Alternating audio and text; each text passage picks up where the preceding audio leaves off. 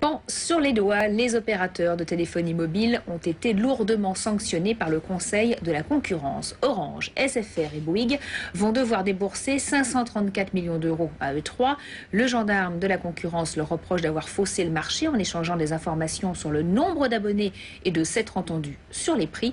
Les intéressés ont décidé de faire appel de cette décision, mais les ennuis ne font que commencer. UFC Que Choisir, l'association de défense des consommateurs, demande réparation. Candice Mahou.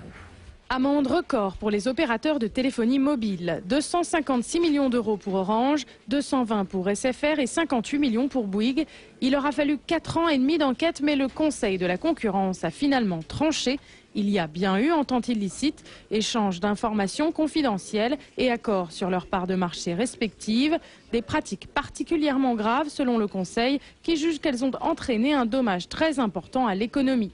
Des dommages souvent subis par les consommateurs eux-mêmes, engagement de 24 mois minimum ou encore la première minute indivisible pour alourdir la facture. Selon les estimations de l'association UFC Que Choisir, le préjudice est d'environ 150 € par abonné. Il s'agit d'actes particulièrement graves, surtout sur un marché qui concerne 30 millions de personnes et dont les dépenses moyennes par individu ont eu tendance à augmenter. Donc la masse, le chiffre d'affaires était considérable. UFC Que Choisir encourage chaque abonné à saisir la justice et se faire dédommager individuellement en attendant de pouvoir régler le problème à l'américaine avec le dépôt d'une plainte collective. Et afin que cela ne se reproduise plus, l'association en appelle également à une nouvelle régulation du marché validée par Bruxelles. En attendant, les 3 opérateurs ont fait appel. Orange et SFR jugent cette décision gravement disproportionnée et infondée. Pour Bouygues, elle est injuste. L'opérateur invoque une baisse de 3% de ses parts de marché sur la période concernée par l'enquête.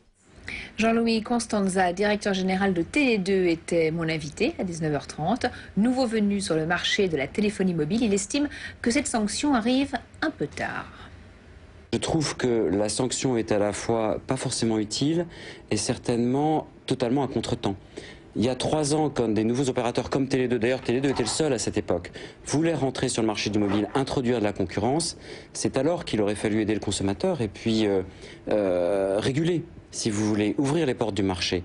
Aujourd'hui, au moment où les nouveaux opérateurs sont entrés, où ils commencent à convaincre les clients, à faire du travail, et puis voire même, dans notre cas avec Orange, à discuter les contrats, c'est totalement à contretemps. On ne comprend même pas le timing du Conseil de la concurrence. Donc, en clair, le gendarme de la concurrence aurait dû se bouger plus tôt, et vous, quand vous avez essayé de rentrer sur ce marché, Orange, SFR, Bouygues vous ont clairement mis des bâtons dans les roues ? Des bâtons dans les roues. Quand vous êtes sur un marché et que vous y êtes bien installé, le travail que vous devez faire, c'est d'augmenter votre part de marché. Donc laisser rentrer un nouveau concurrent, c'est pas forcément ce que vous souhaitez tous les jours.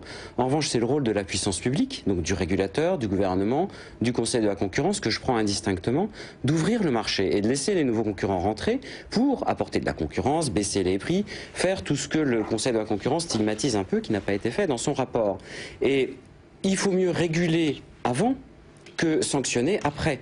Donc des sanctions que je trouve vraiment importantes, disproportionnées à contretemps, c'est pas forcément ce qui fait le mieux de bien au consommateur, parce que le consommateur ne va pas voir les conséquences.